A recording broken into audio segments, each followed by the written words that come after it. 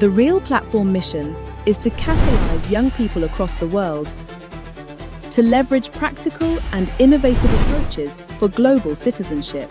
Our vision is a world where every young person is transformed into a global citizen, equipped to create positive change in their communities and beyond. Through strategic initiatives, leadership development, community engagement, and innovative projects, we are empowering the next generation to become responsible changemakers and nation builders. We invite you, join our thriving tribe today and become a member in any of our city expressions. We also invite you to partner with us, sponsor our projects, and join us in making a lasting impact across communities and nations. To become a member of this tribe or to partner with us, sponsor a project, or learn more about our work, please call or send a message to +234 704 446 4445. We look forward to hearing from you. Thank you.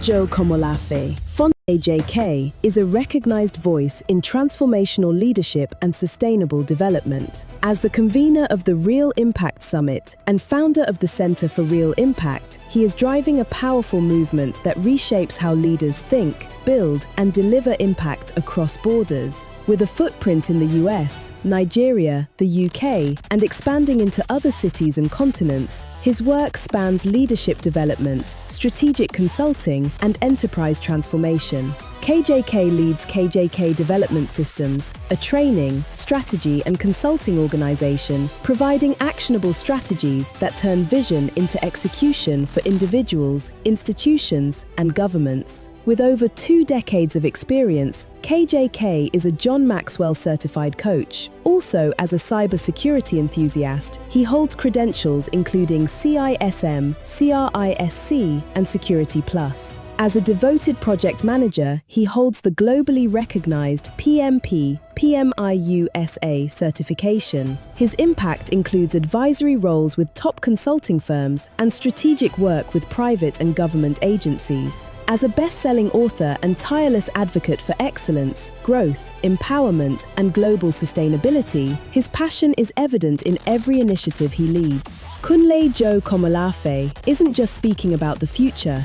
he's building it. Ladies and gentlemen, let us give a real welcome using love emojis in the comment box as we bring to your screen Kunle Joe Komolafe.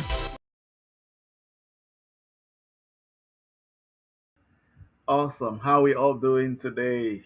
It's good to be here. Whoa, whoa, whoa. All right, let's give some people time to join. You want to pick up the link, share it. Like I would always say, let us land your WhatsApp page, your status, your Facebook, um, Instagram, TikTok, Snap, right? Is that what you guys call it? So please let's have that, and then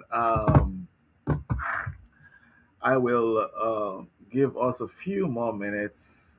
Just share the link. Just keep sharing it, so your friends, family, loved ones can join. And if you can hear me, please go ahead and give the thumbs up signs, so I can know that we are all together. Prince, let me know in the chat room that I am audible, very audible. Please, can you do that for me? Thank you. All right, how you all doing today?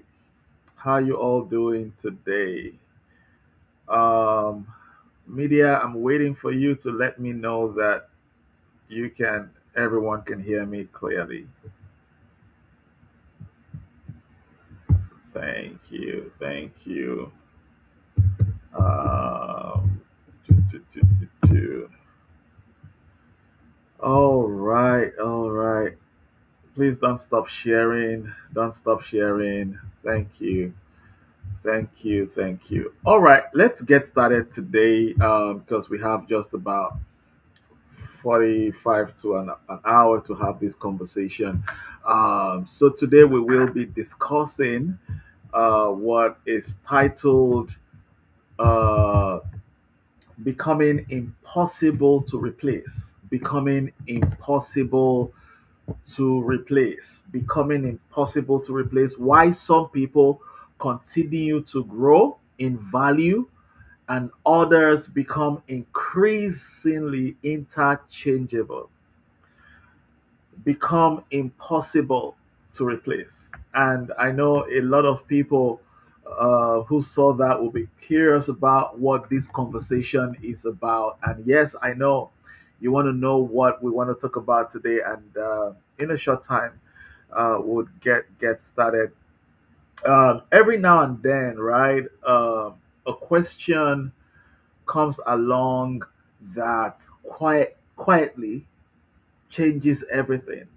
You know, not because the question is complicated, but then it's because once you hear it, you cannot stop thinking about it. When there are certain questions that people throw at you, there are certain questions that people ask, there are certain questions that you even ask yourself, and then you begin to brood over that question for a very long time. So over the past few years, I have been asking myself one question. And that question also led me to write the book Unlock Your Relevance. And if you don't have that book, I want to encourage you to go on Amazon. Um, I think we have it on another platform. I'm sure the media can put it up, or they'll put it up after this. This is one of the books, Unlock Your Relevance, by Kunle Joko Molafe. Good book, becoming a voice in your sphere of influence. So that question led me to write this book, and we're going to talk about a few things today as to how you can not just unlock your relevance, not just how you can stay relevant, but how you can become irreplaceable, right? Um, the question is, why do some people continue to become more valuable every year while others gradually become less relevant? I'll put that question up again. Why do some people, right, continue to become even more valuable every year while other people, right, gradually become less relevant? And I want you to notice that I did not ask why some people become successful. That's not what I said. Uh, we, I know over the years, over decades, right? We've talked about success. You know, a lot of us have read several books on success, right? You've attended conferences. Uh, on success, dynamics of success, principles of success, pillars of success, uh, process to success, procedures to success, right? Millions of people wake up every day and all that they do is chasing success.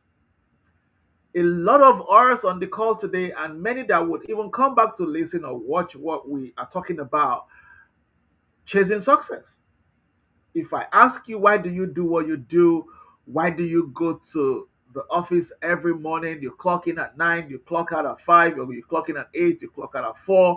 Uh, why do you do all that you do? You hear that word, success. But then I think we have overlooked something much more important than success itself. Because success is a journey, it is not a destination. In other words, there is a road that leads to it, there's a pathway that leads to it. Like I would always say that it's one thing to get into the room or get to the door, it's another to have a seat in the room. Do you understand that? It's one thing to get to the door or get into the room, it's another to have a seat in the room. So, what success does is that success gets your foot to the door. It gets you to the door. That's what success does. It gets you to the door. But then relevance determines whether you remain in the room, whether you're going to have a seat in the room, or whether you are going to remain in the room. Those two are completely different conversations. Relevance, success. Getting into the room, having a seat in the room. I've been developing a mentorship program that, looking forward over time, working with the media team, will be launched. I don't know when yet. And breaking that into models and compartments, we need to teach people how to actually even get to the door. That's one thing. Like, literally, how can I get to the door? And then we need to talk to people how you can remain in the room, how you can get a seat in the room. Right? So there are two different conversations. I just thought to explain that so we understand where I'm coming from. I believe that we are living in a generation where relevance has become more valuable than success. Relevance has become more valuable than success. And I'll give you a little few seconds to think about that. Think about it. Relevance and success. They are two different things. And I need you to understand that they are two different things. There are companies that were once industry leaders that no longer exist today. I was talking to a very dear friend of mine, you know, earlier today, and we were talking about the days where you would have to go to the cyber cafe, right? To, you want to check your mails, you want to print stuff, and all. And there are even times that you go do night browsing, right? And there was even a time when people stayed up late at night to make certain kind of calls if it's going to be long. There was a time, I remember many years, 1999, 2000, thereabout, would always go queue at the post office. And what we go do there is to make phone calls. But today, come on now, the story has changed. I don't want to put any company on the spotlight, but you know what I'm talking about. There are companies that were once industry leaders. There were banks that were industry leaders that no longer exist today. What happened to them? They were successful, but are they still relevant?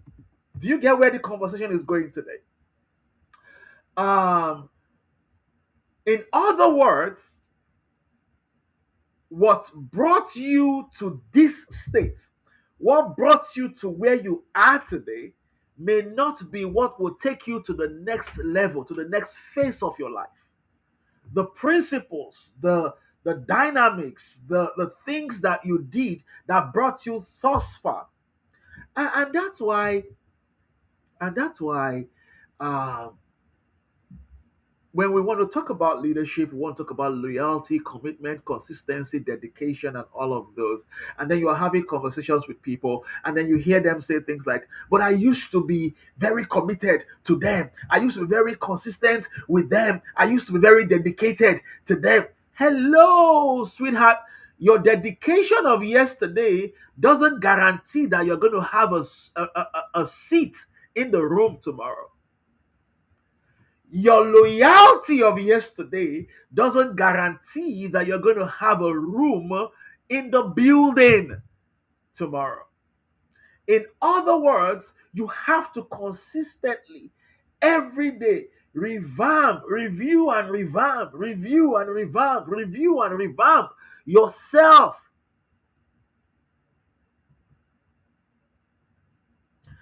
There are professions that hardly existed 15 years ago, but today they employ millions of people.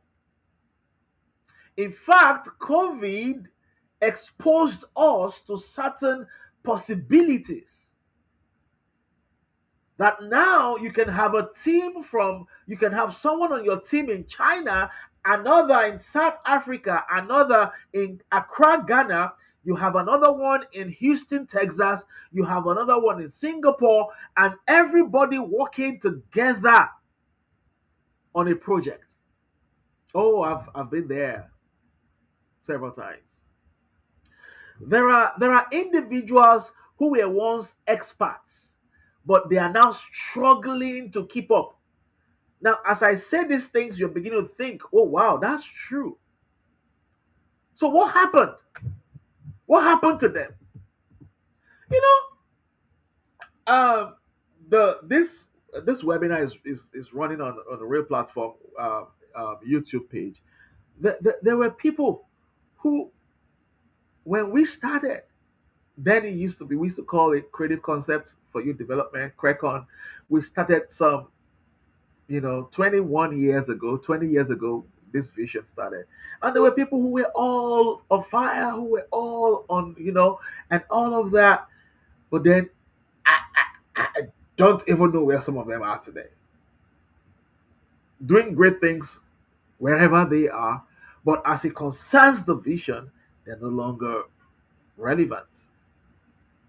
And then someone came in like 5 years ago, some people came in like 7 years ago, some even came in just 2 years ago, and they're on fire, they're driving the vision.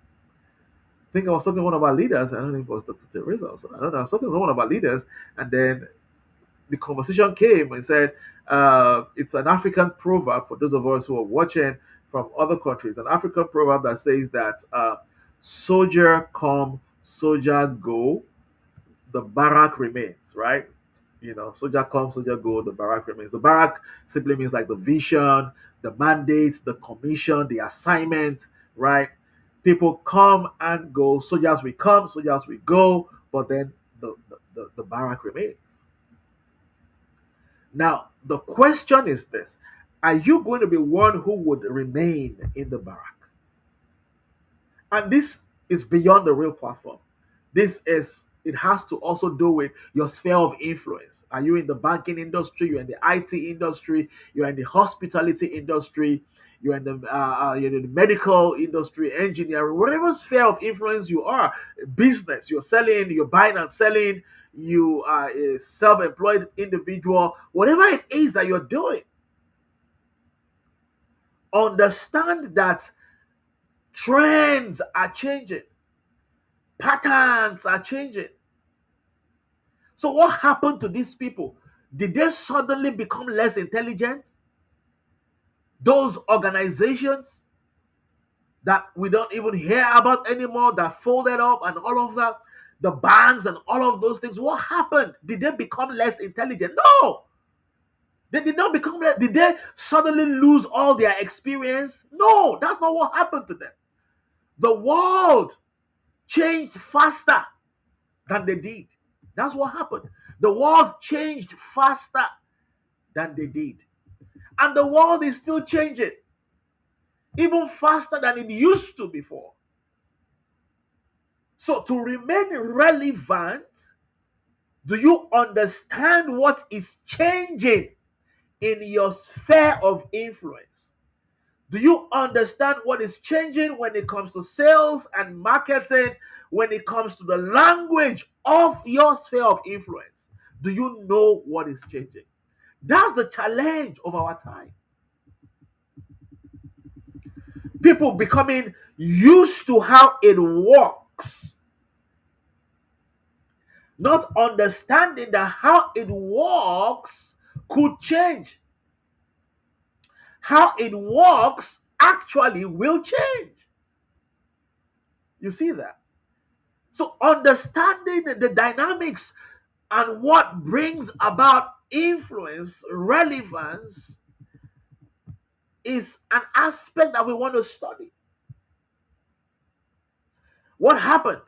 The world simply changed faster than they did. And that's the challenge of our time. The greatest risk today is not failure. I'll say that again. The greatest risk today is not failure. Even though we have a lot of people who the fear of failure makes them do what they want to do or makes them do what they do.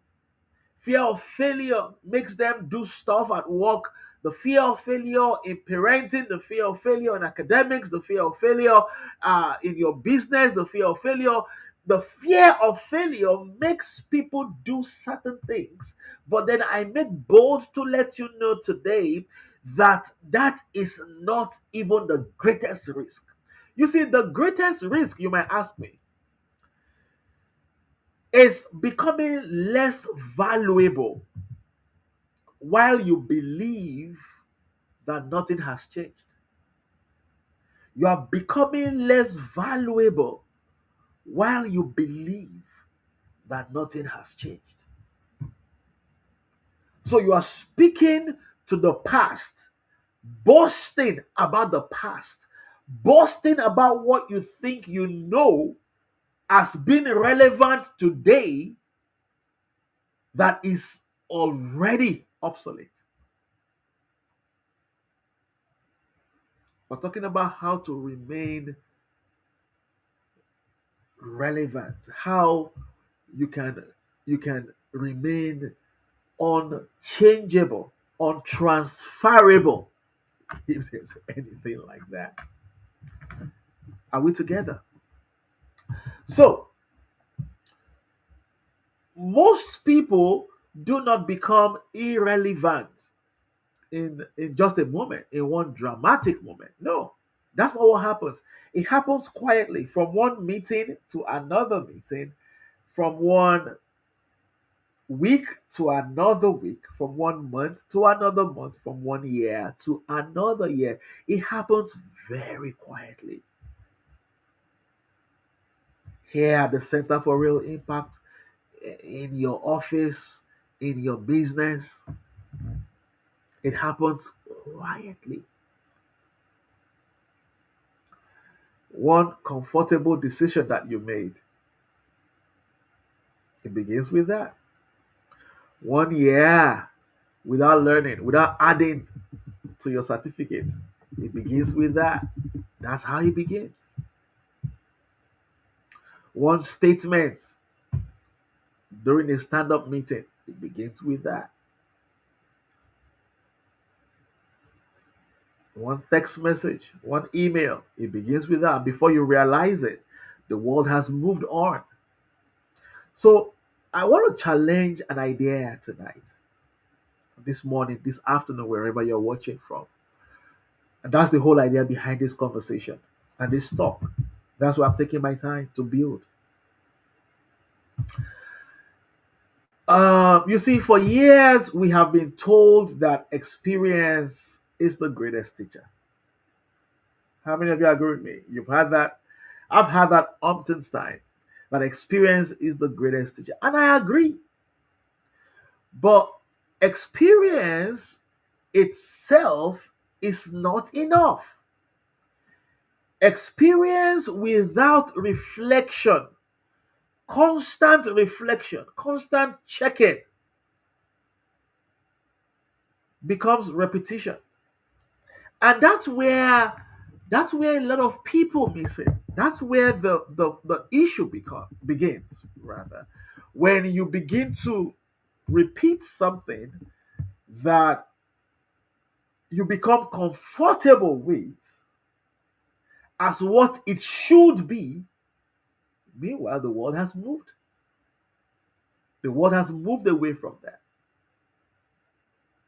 The world has moved away from how emails are being constructed. The world has moved away from how meetings are being held. The world has moved away from how you talk, how you comport yourself. The world has moved away from all of those things. But then because you are used to repeating it, you're stuck there. Let me say this. And media, you want to quote me. Doing the same thing for 20 years is not always 20 years of growth. I'll say that again. Probably let me reduce the years.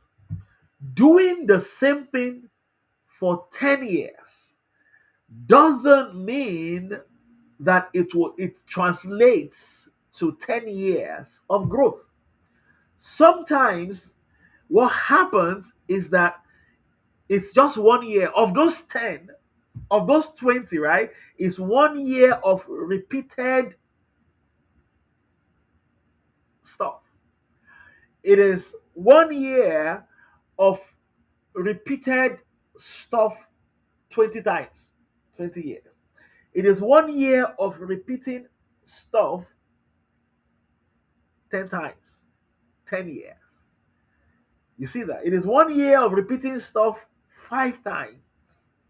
5 times. There's a difference. There's a major difference. The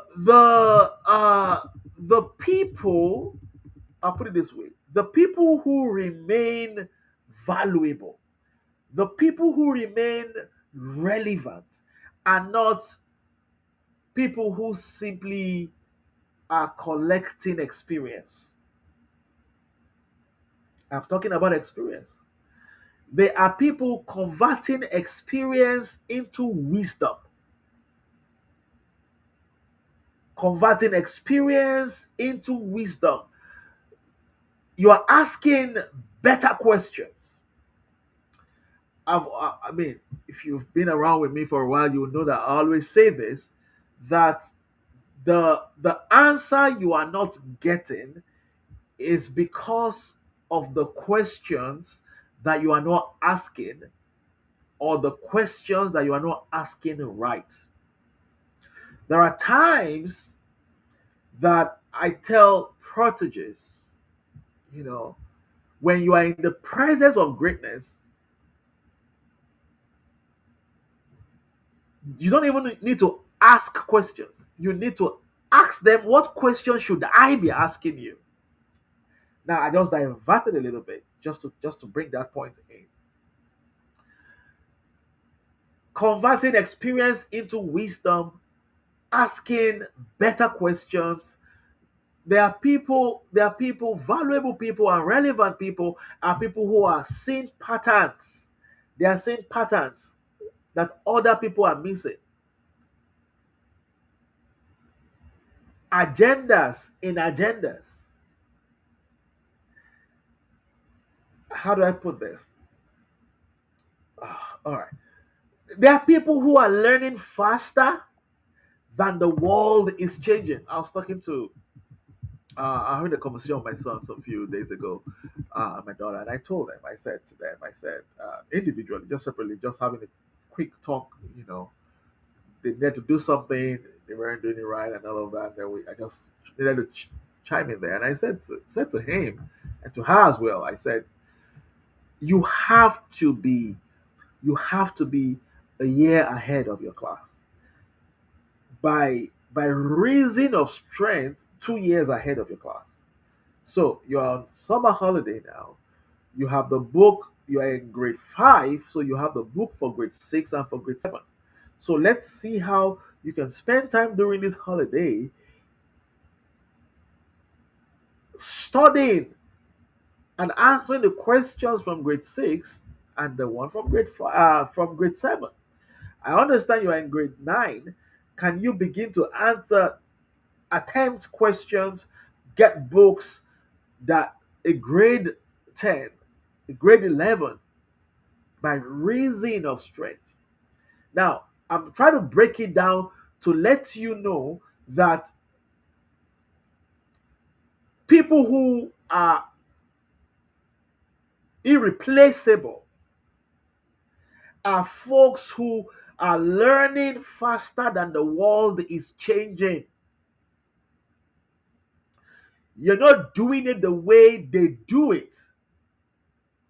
You already know how to do it the way they do it, but then now you are beginning to do it the way it will be done, not should be done.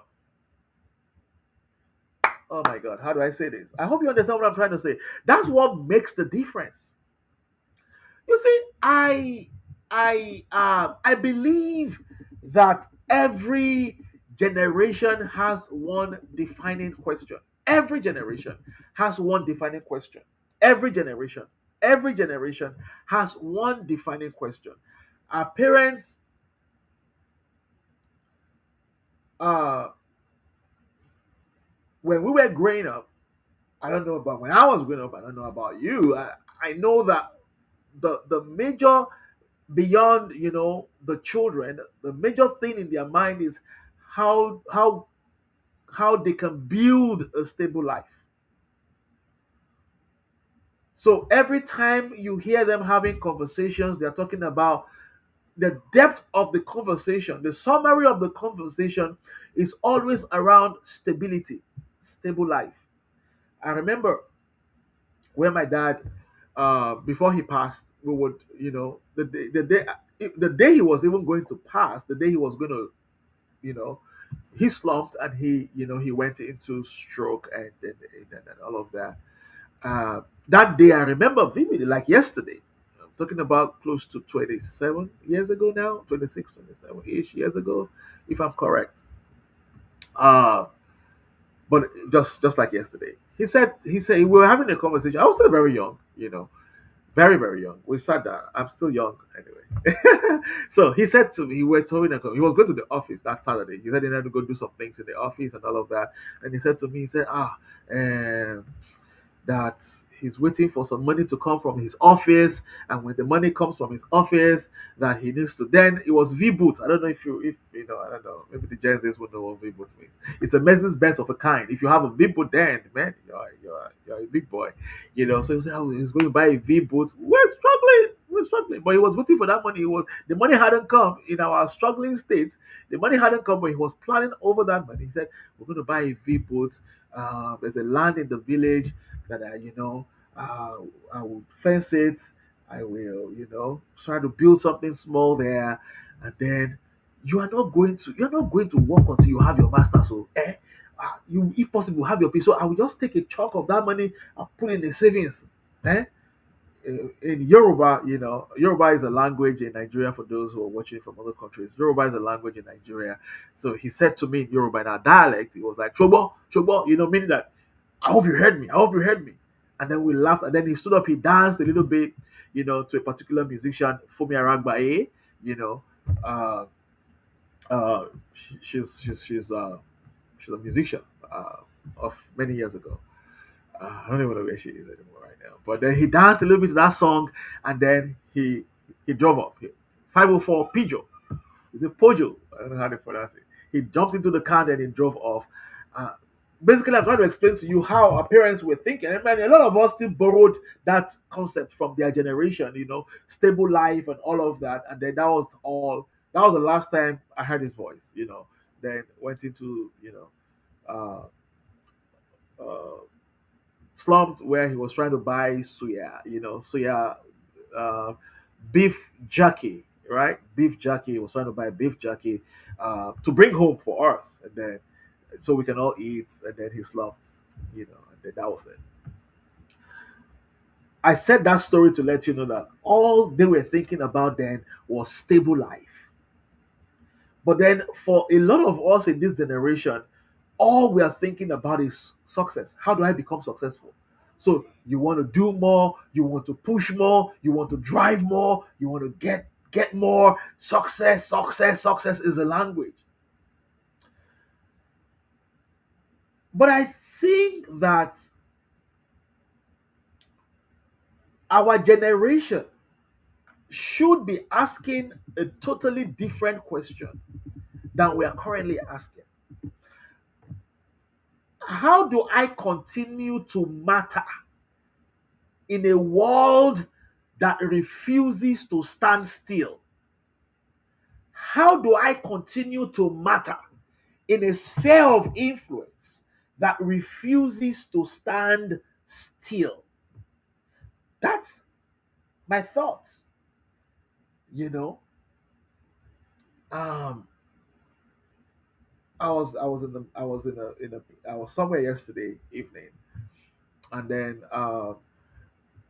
someone was trying to introduce me to another person, and then he said, ah, meet him. His name is Kulejo Komlafe, but don't worry about pronouncing his name. Just call him KJK. Oh, he now said, what's KJK? I said, KJK is not my name. KJK is an acronym of my name, Kunle Kunle Kunle Joe, my middle name Joe, Joe, and then K. My last name is Komolafe. And then, like, how do we pronounce that? I said, just take it two alphabets by the other. That's what we do. So start with Ko, Mo, La, Fe, and then Komolafe. I said, good job, good job, good job. And then he asked him a question because apparently they were also, I mean, they are also in the speaking industry, doing a lot of training, consulting, and all of that. He said he travels, he goes to Africa, Nigeria. They said he goes to Africa, at times they call us Africa. And I'm like, no, Nigeria, don't say Africa, Nigeria. We laughed about it. Then they say he goes to the UK, he's trying to do stuff in Canada and a few other countries, and also here in the US. And then I'm driving this question somewhere. I mean, this conversation somewhere. Sorry about that. And then he said to him that who does he? When you look at him, and I've had people say that a lot. When you look at him, who comes to your mind?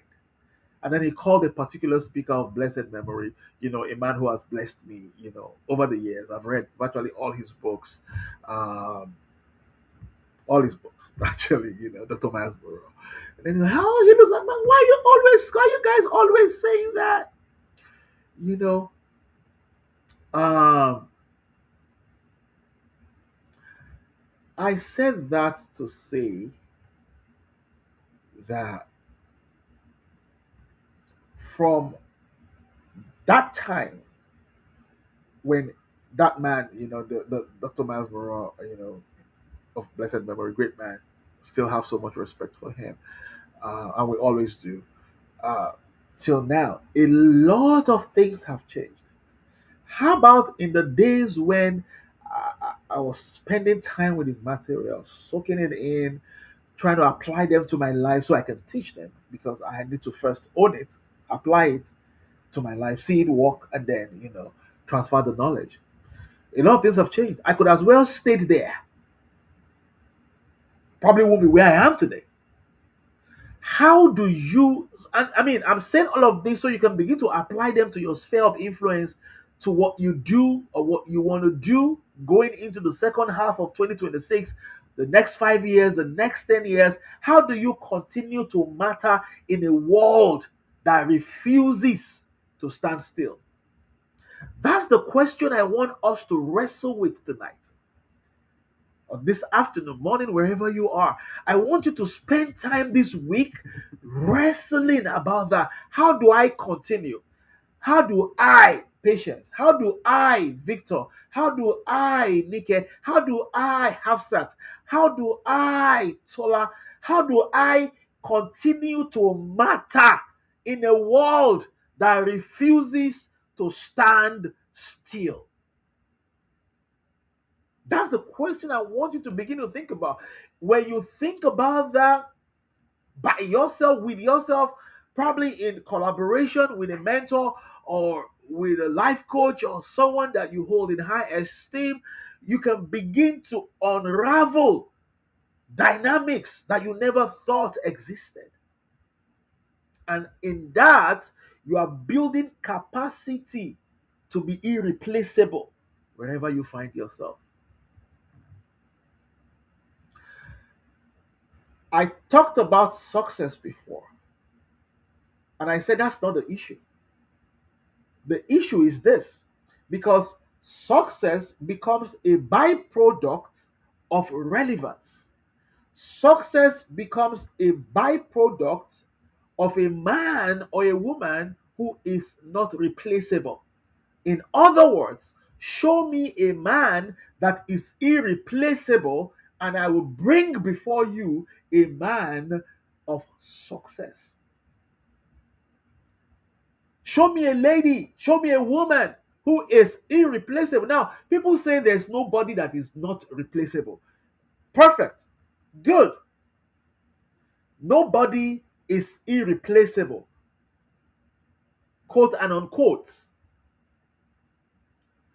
But there are some people that are in a system that when they are out and you replace them, the value, the impact, the relevance, the influence that they control and command within that system cannot be quantified in comparison with whoever you brought in to take that position. Do you get what I'm trying to say? So, and that's where I'm coming from when I say becoming irreplaceable. Fine, you can replace me. Fine, you can replace him. You can replace her. But then the value, the relevance, the impact is so strong that it would take generations to get someone who can do the same thing that you're doing, who can bring the same thing to the table that you are bringing to the table. Are you with me today? Are you getting what I'm trying to say? So let me make a statement that might just be uh, very uncomfortable. Uh, Maybe to some of us, you are not paid primarily for what you know. You need to understand that you are not paid. Maybe right now where you are being paid because of what you know. But I'm not just talking to the you of today. I'm talking to the you of 2028, the you of 2030, the you of 2035. God sparing our lives. You are not paid for what you know. You are paid for the value you create with what you know. You are paid for the value that you create with what you know. Be it paid system or like we have at the Center for Real Impact, volunteer system. There's a difference between that. What you know and the value that you create with what you know. They are two different things. And I need you to understand that. Knowledge is available everywhere. If I turn my camera, you're going to scream. I think I need to count the number of books I have here. It's a lot. It's a lot. Aside from about 5 boxes, I have a witness here who helped me move them, you know, in my home country before I relocated. moved 5 boxes of books and magazines. And when I say magazines, not Mills and Booms, not Papa Jasco. I'm talking of life transforming magazines. 5 boxes somewhere else. So knowledge is everywhere. Knowledge is available. I have a hard drive that has over 1 terabyte of ebooks.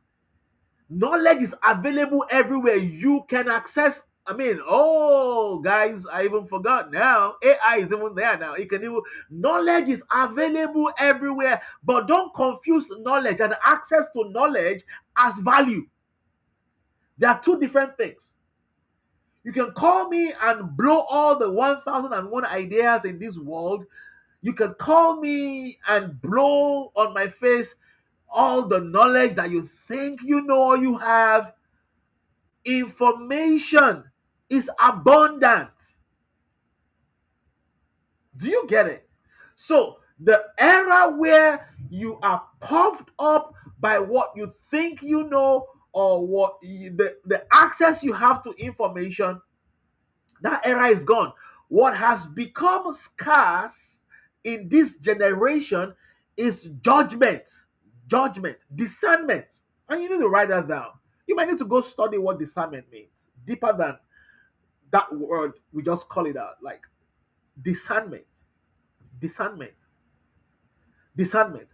The ability to see what others cannot see. I was talking with a role model some few days ago, a few weeks ago. Thereabout.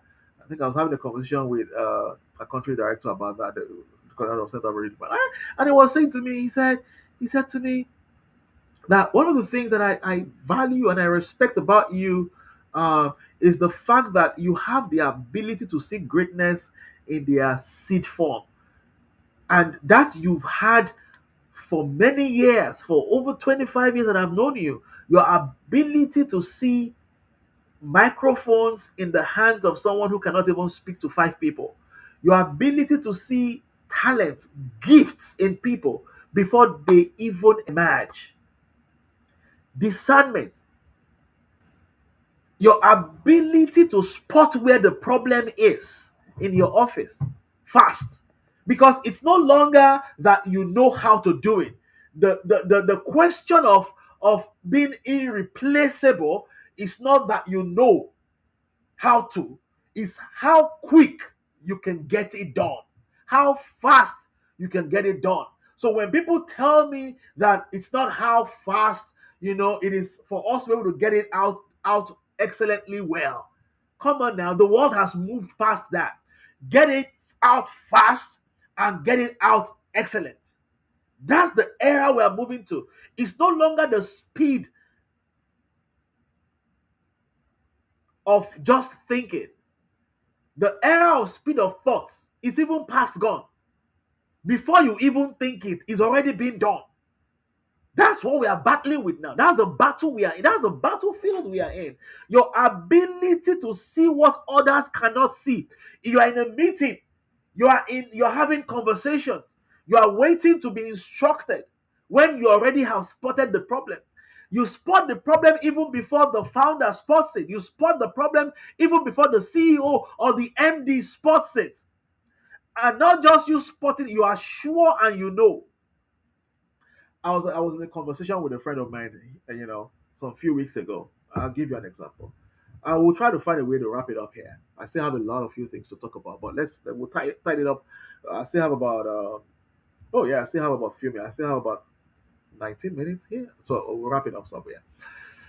So we're having this conversation, and then he said to me, he was in an office meeting. They were talking about the next phase of the organization, mega company here mega company in the US, and then he works there as a product manager, process engineer. And then he said that when the meeting, and then his boss was telling him, so called his name and said, this is the next phase. This is where we are going in the next few months, a few years. We want to build a dashboard where this is going to be there, that is going to be there, this is going to be there. And then he said to me, he said, KJK, I said, yes. What happened? He said, I blew his mind up. I said, talk to me. Talk to I'm excited when I see people do stuff like, not this. Come on, wake up, smell the coffee. The world has moved past sluggishness. The world has moved past waiting for instructions to do what you need to do. There could be time for that. Back to my story. He said, he now brought his phone. He said, let me log into the portal. He logged in and he said KJKC. And I saw the dashboard, I saw everything. For his company, not for himself, oh, not for himself, guys, for the same company he works for. A lot of us, we think so much of ourselves, we are so our self-conscious, forgetting that relevance in the world outside of you is what brings success to you. That's what brings money to you. We forget so soon. So I said, what happened? He said, while he was talking that this is the future of the organization, mega organization, this is the future. If I call the name and you Google, you're going to scream all over the world. You know. He said, I just told him, I called his name, and the guy is I think he's a Mexican. He said, he called his name and he told him, see, sir, can I quickly show you something? I know it's still at a granular stage, it's still not perfect, but let me show you. I'll share my screen now. He shared his screen, went to his one of the folders. He said, can you see this? He was just scrolling. He said the man was just that his mouth was opened. He said, what you have just done is what we would have employed a team and pay millions of dollars. That's what you just did. Of course, he hasn't given them the right to have access to it. He said, that's what you just did. He showed him. He was already developing it. And he was developing it for himself to make his work easier in the company. Not knowing that when they have managerial meetings, that's what they were discussing. And you can apply this to any aspect of your life. That's what relevance is. As a member of the Center for Real Impact, for example, you see flaws, you see stuff that needs to be done. You don't wait for instructions. You carry it on. You do it. You do it. The same thing in your company. You walked past a sheet of paper on the floor. You walked past, you're like, "Oh, that's for the cleaner." Yeah, I know that is for the cleaner. I mean, it's as little as that. I know that is for the cleaner. How about if you go pick up a tissue or go pick up a glove and pick it up and throw it in the trash? The cameras could just be seeing you. And the camera doesn't even need to see. The universe is seeing you. I'm not saying you need to do that. I'm just giving you an example. That don't wait until it becomes a matter to be discussed in a meeting. And then you now start feeling like, no. That's not how to be relevant in your team. The ability to see what others cannot see, to solve problems that others are avoiding. That's how you can become irreplaceable. To connect ideas that appear unrelated. How do I connect what is happening in Jos to what is happening in Lagos, to what is happening in Kano, to what is happening in the UK, to what is happening in Maryland, to what is happening in Canada, in Toronto, to what, I'm even talking from real platform perspective. How do I connect all of this together? How do I do that? To connect ideas that appear unrelated, to make wise decisions under pressure. Live from NPR News in Washington, I'm Nora Rahm. Oh, sorry. German authorities say the suspect who drove a vehicle into a crowd. Sorry about that. It's my Siri. All right, stop that, Siri. All right, so to make wise decisions under pressure. Some people say, I'm under pressure. That's why I could not. I'm under pressure. That's why I could not. I'm under pressure. That's why I could not. Come on. Can we be real with ourselves? The best of you will come out under pressure. Learn how to get it out. Gold cannot become what it is if it doesn't go through fire. The tea bag will not become what it is until hot water is poured into it. Even the food that we cook will not become what is edible if we don't get it on the stove. Get into the fire. Your ability to make wise decisions, not just decisions, but wise decisions under pressure. Someone said to me, some few months ago, KJK, why you're so calm now? You're so cool now. The KJK of 15 years ago, the KJK of 16 years ago. This is not the KJK we know. You set us on fire. You burn us. You fire. I said, maturity has come, and the people then is different from the people today. If I put some people under the fire you guys went through, we're not going to see them anymore, and we need them. We need them. That's from the non-profit perspective, from a volunteering perspective. But in the office, he's always my boss, always putting me under pressure. Come on, make wise decisions under pressure. Make it. That's how to be irreplaceable. That's how to be irreplaceable. That's how to be irreplaceable. And I believe that over the years, we have spent so much time telling people to work harder. And I mean, I agree with you. Hard work is honorable, but hard work alone doesn't guarantee significance. Yeah, I said that. I know I used to say work hard, but yeah, still work hard. But I'm saying, and I'm adding a clause to it, that hard work doesn't guarantee significance. A person can work very hard doing something that no longer creates value. Did you see that? A person can work very hard doing something that no longer creates value. The measure of your increase, the measure of your relevance, the measure of your replaceability or non replaceability comes down to this one thing: value. Value. Value.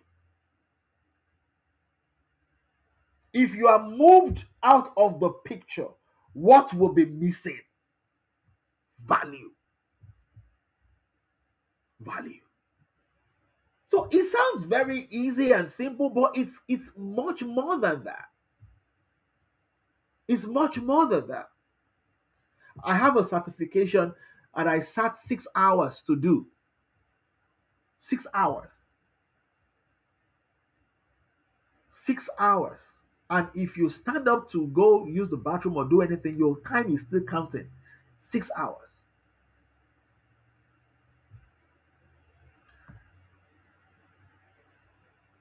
Value in. Now I'm running ahead of my time because I was going to talk about that. Value in, value out. Garbage in, garbage out. Giggle.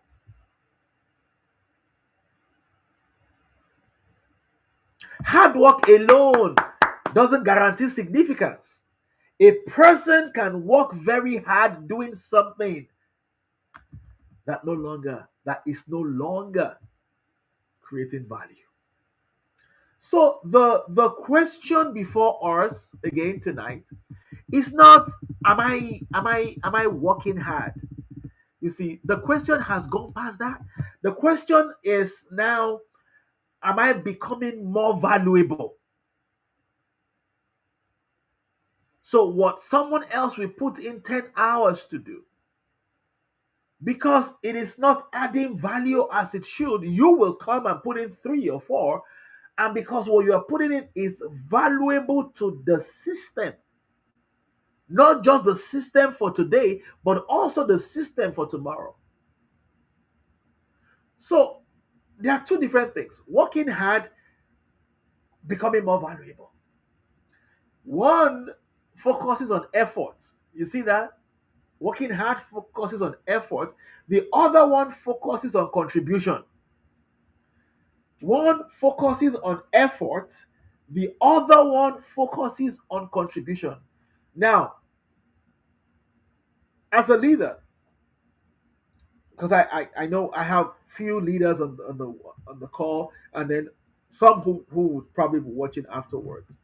Do you want somebody who is putting effort, or you want somebody who is making contribution? You to judge it. Now, you should know that contribution cannot happen without effort. So I'm not saying that effort is wrong.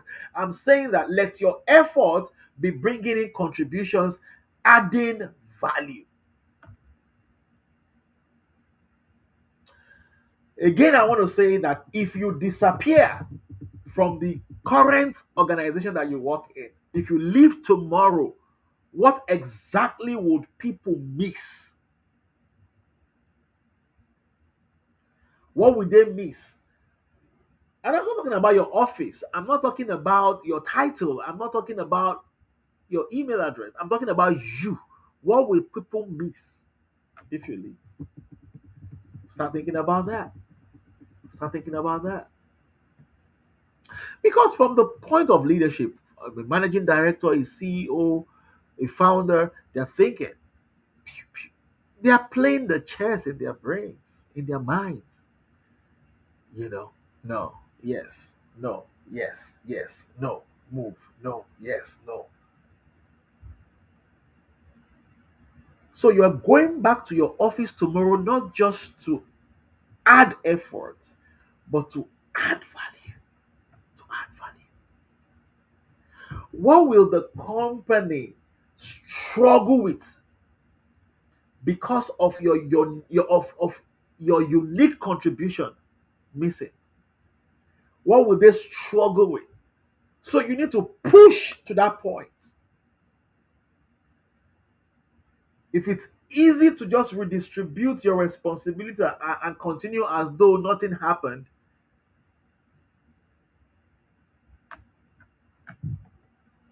and I want to believe that I'm already answering the question in the heart of many people who kept telling me before now that looking forward to this conversation, how to become irreplaceable.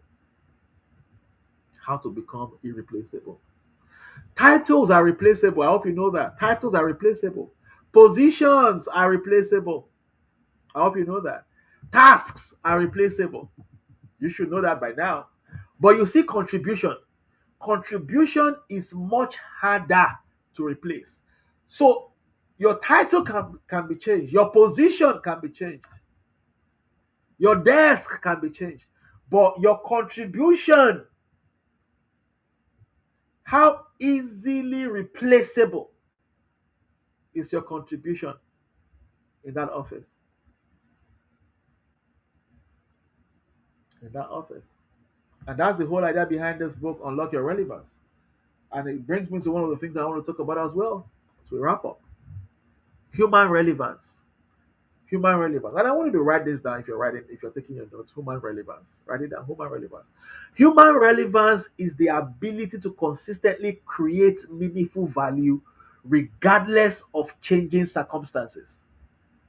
How you can consistently, the ability to consistently create meaningful value regardless of changing circumstances. When the dice is moved around, that's changing circumstances. When things are shaped, things are moved around. When the system experiences a downsizing or upscaling, whatever it is, titles change, portfolios change, responsibilities change, tasks change. All of these are replaceable. But your contribution, they will just always find something for you to do. They will just always know that this person, nah, nah, nah, nah. Regardless of the changing circumstances, your ability to consistently create meaningful value, that's what I call human relevance. And understand what I'm trying to say. I'm not saying the number of likes or the number of comments, for the social media freaks. I'm not talking about popularity. That's not what I'm talking. That's not what I'm talking about. I'm not talking about popularity. Meaningful value, meaningful value, meaningful value. Because people who create meaningful value rarely becomes unnecessary. People who create meaningful value rarely becomes unnecessary. I'll give you an instance. We're preparing for a leadership event, you know, and I've had calls come in. Oh, do you want us to do anything? Do you want me to do anything? And all of that. Well, that is great. I love it. I appreciate it. I'm honored, right? But then there are people who are not just asking but jumping in because the conversation is ongoing. We're saying this, I think we need to do this. I think we need to do that. We need money. And then pew, letters are flying out already. I think we need pew. I think we should pew. Not waiting for the next instruction, not waiting for the next call or the next email or the next text message or the next chat. I'm using this as an example because this is our ecosystem. This is my ecosystem, as it were. Apply that to your office, apply that to what you do, apply that to your profession, to your sphere of influence. People who create meaningful value rarely becomes unnecessary. There are names that in every conversation, as much as I try to hold those names back, it drops because of meaningful value creation. And that's where it begins. And then, boom, those names begin to drop in rooms they never thought their names would be dropped. Boom, those names begin to appear in places that they never dreamt in their lifetime that their names would appear there.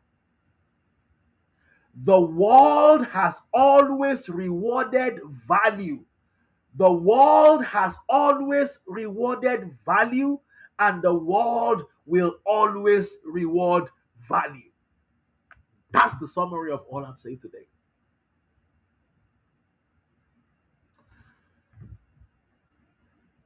When next we meet, hopefully in another 2 weeks, when next we meet, this is part one, how to become irreplaceable. Part two. We'll take it up from there. And what I will be talking about in the part two would be 5 dimensions. I'll be touching on 5 dimensions of value creation. We'll try to see how we can answer the question, how do we become people whose value continues to increase? Now you understand. Now we have laid the foundation. Now you get the message that it comes down to value creation. So how do you become people or become a person whose value will continue to increase where you find yourself? And I think I can do justice to those 5 dimensions when next we meet. And I hope with these few points of mine, I've been able to convince you and not confuse you that you can become irreplaceable. You can become irreplaceable. Thank you so much for your time. Again, please, I want you to grab this link and share it. Tell your friends, tell your partner, tell your colleagues, tell your relatives about this awesome move. What is happening right now at the Center for Real Impact is going to shake the world. And it's going to be one session like this to another. It's going to be one meeting like this to another. It's going to be one project to another. It's going to be one conversation to another. So please bring them in, get them, send the link to them. Watch these guys, and let me know what you think. Of course, you're going to get mixed responses. So it is what it is. All right, then. Thank you so much again for your time. And always know that KJK loves you, KJK cares. And the Center for Real Impact is here to help you become better at what you do. Our goal is this: you cannot have an encounter with us and remain the same, right? you would always leave a better person. Have a good one. 2 minutes past my time. All right. Bye for now, guys. Cheers.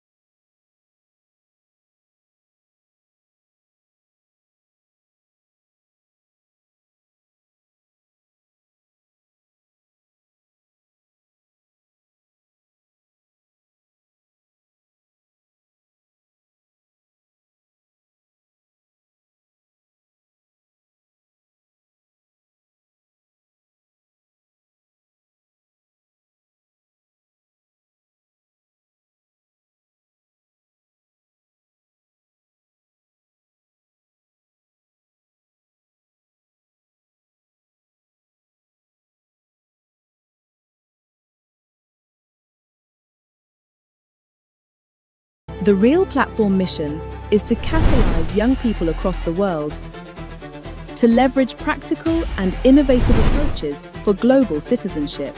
Our vision is a world where every young person is transformed into a global citizen, equipped to create positive change in their communities and beyond.